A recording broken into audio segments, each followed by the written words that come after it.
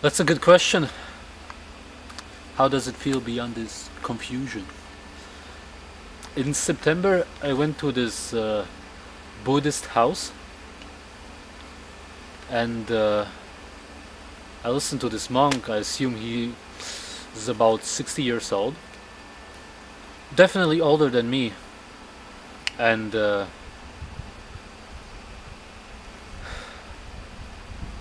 more I listened to him, the more I realized that I understand this whole thing better than he does. Not that it surprised me, because he's following a special teaching, whereas I'm doing more or less the opposite. I gather everything from everywhere because I'm open for everything. So, of course, you could feel that he had a lot more life experiences, but one should not forget that somebody who is 10 may have had the experiences that somebody who is 80 will never have. And that's just always how it's going to be. So this isn't about experiences. They will come to everybody. So one thought I had, although I hardly ever think about the future, is how will I be when I'll be 30 if I follow the same path I'm on right now.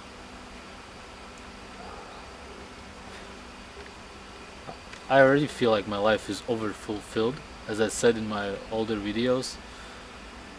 So it's just interesting.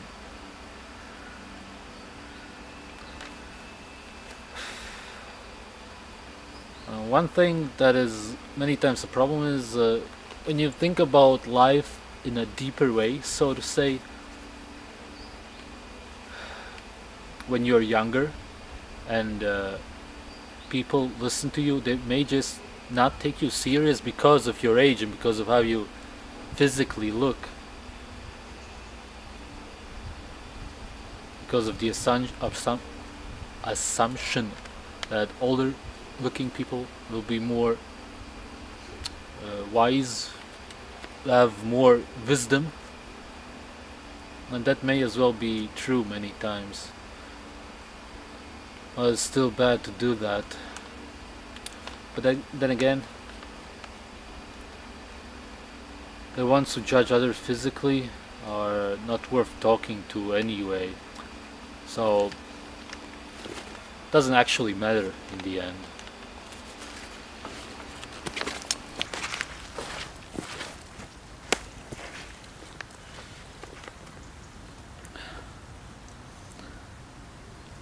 When you buy a board game, is the maker of the game ever there? I would assume not. Hasn't been in my case, when I used to play them as a child. It's the same thing with our world. We are able to do whatever we want with this world. Of course, usually with games, from my experience, there are rules or even laws that you have to follow. But there's also always cheaters. There's ways in cheating in games. I've yet to come to a different realization that life isn't a sort of a game. Maybe not by the popular definition you will find on sites, but you should get the idea, approximately what I mean. A sort of a experiment, you could even say.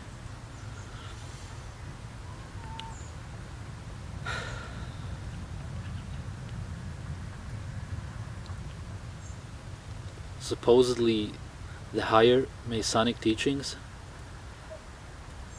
teach very similar things, and I'm not saying that everybody who's in power is a Mason, but the ones who are, if they see life the same way, or even in the same kind of direction, something similar, then it's no wonder how they do not care about human lives, because it means something very different to them.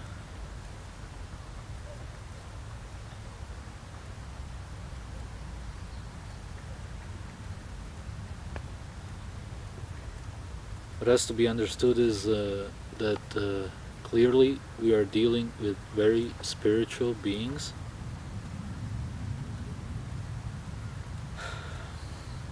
and not as they want you to believe, materialistic people who care about money and so on. It's all a huge trap to go after the wrong people, as I've already said, so I'm not even going to continue with that.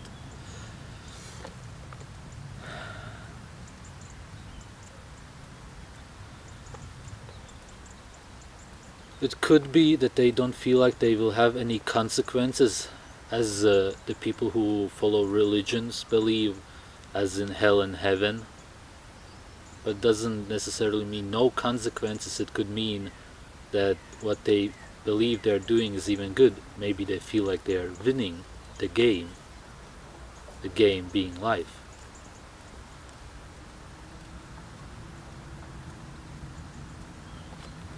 Once you're in this mindset, and once you live like that for a long time, and maybe in their cases they were brought up like that,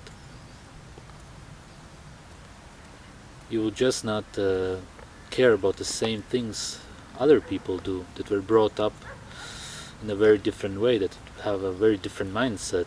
And even I cannot, and I've tried, it's not possible for me, at least for the most part, to go back into my old mindset and care about the things I used to. It kind of just dies with progress. And I realized this a bit over a year ago, and since then I've changed even more.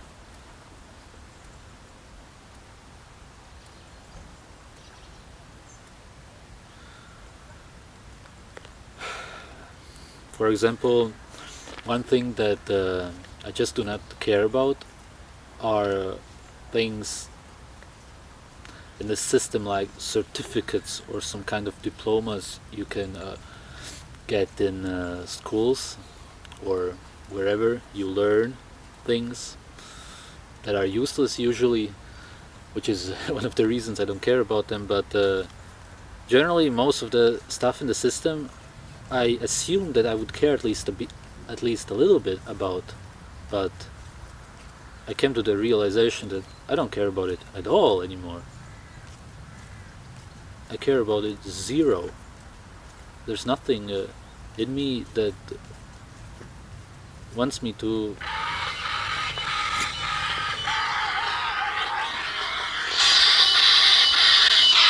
Hello? Singst still? I was almost done. What I wanted to say is that there's nothing in me that wants me to pursue this. The only exception I would make is if it was something I truly enjoyed, or something that could possibly change or even destroy the system.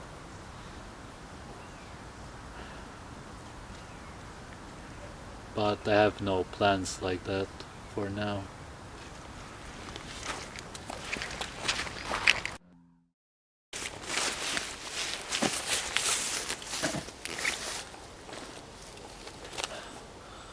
I've come to the conclusion that there's no actual point in questioning creation when it comes to this subject, what I'm about to talk about.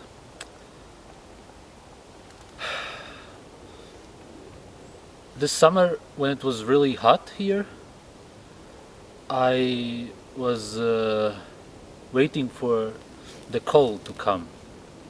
And of course, when it gets really cold, many times I also want the warmth back.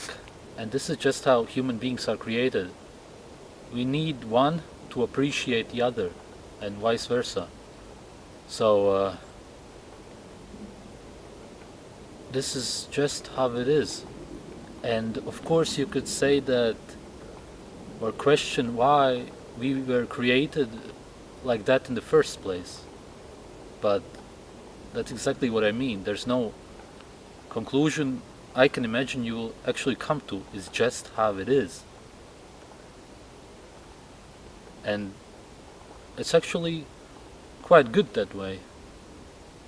If we were always in a warm or cold place, and if everything was one going down the same road, always the same, it would just not be very much fun or something like that, if it is fun for you.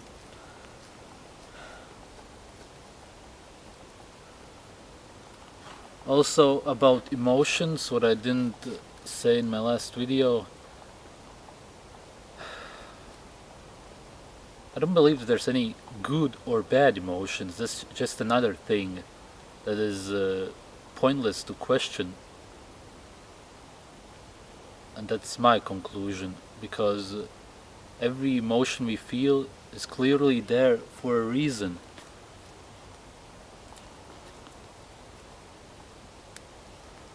So if we always felt only sad or only joyful, only felt joy, then that would again be something we cannot even imagine anyway. But again, I have to say the same with cold and warmth. I believe it's good and definitely worth feeling all emotions, but I've made it clear already.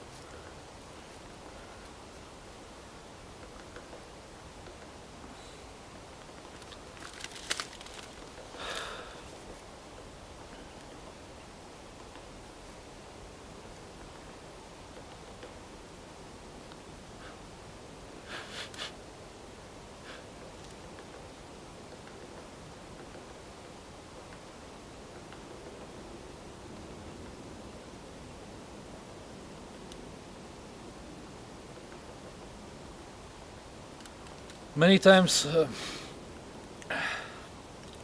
or almost always, which is the same thing anyway,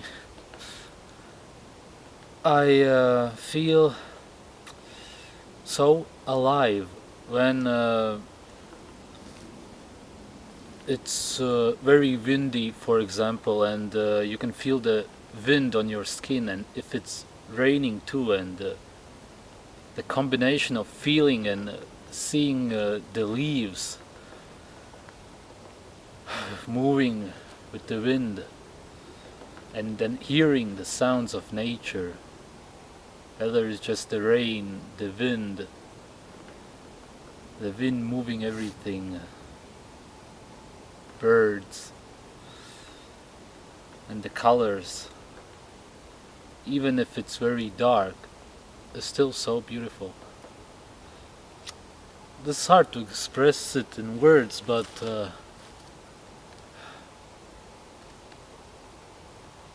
what I'm trying to say is that many people are way too almost obsessed with the warmth and summer, when clearly all of this and these seasons were made for a reason too. There's so much beauty in it. I'm sure that many people, I'm not going to say anything about me, see this as even way more beautiful than it is in summer. It's different colors, it's different feelings and emotions. And it's, as I said, not good or bad, it just is. It's part of creation. And that's why questioning it is pointless.